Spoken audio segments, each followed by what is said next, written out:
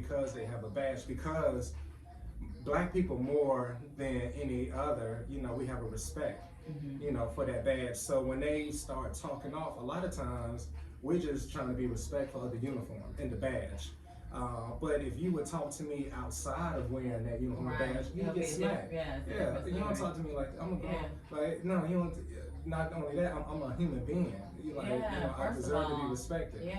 And that's the thing. A lot of times when you watch a lot of these videos with these officers, they're hitting, you know, people, but they're not being hit back because the person, even in those situations, they're still giving respect to their uniform and badge. So these officers are just freely hitting them. If people would fight back more, if people would fight back, they would get their ass kicked all the time, because a lot of these officers are weak, they punks. I know, but the thing is like, then you're gonna get shot. So it's just right, and that's the thing, especially, you know, for us, you know, as black people, you know, we already know, because it's been like that since even when we were slaves and when we were released from quote unquote released from slavery, because they still treat us a certain way. But anyway, so we've been known and had a certain way, which is terrible. Whenever you hear anybody say, as a black person, this is how you need to act when a police officer approaches your car. White people don't go through that. They don't even have that discussion in their household. But we have to have that discussion. So I don't like it. It's just like, we're all humans. I don't understand why we have to have this conversation in 2020. But hopefully it'll change in 2021. I don't understand. And even when they talk about, I just want to make this point, when they talk about defunding the police and how so many people are saying, how can you defund the police when we're already struggling with the type of training that they're receiving? But then when you look at the numbers, when you look at the police department in suburban areas, they have almost half of the budget that the inner cities are claiming they need. It's because their approach in the suburbs is completely different than how they act. And sometimes the population is not small, the population is in the hundreds of thousands, so it's a good number of people there, but they treat them different because the majority living out there are of that lighter persuasion.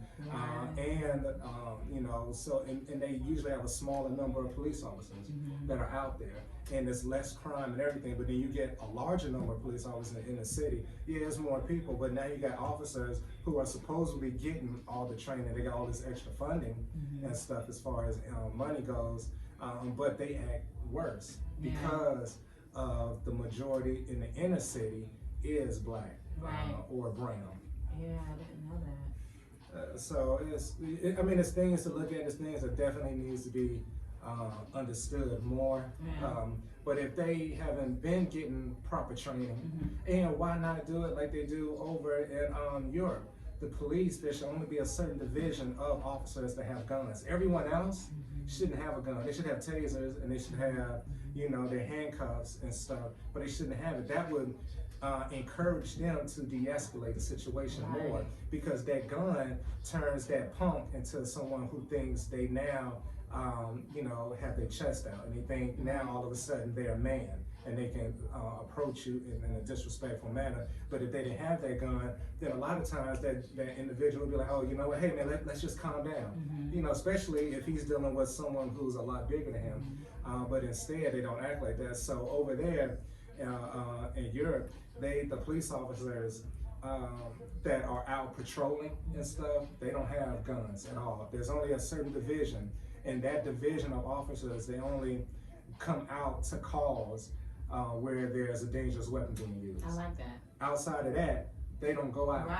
You know, it's no need for them to go. It's no need for an officer to come out with a gun, with a vehicle with 3 or 4 assault weapons in the trunk to 2 kids fighting. 2 kids. I'm not talking about adults, I'm talking about kids, but even if it's an adult. Because when you come out there with that gun, if you're a weak-minded individual who's mentally unstable, the first thing you're gonna do as soon as things start to go to, you know, to turn a certain way and temperatures start to rise, they reach for that gun.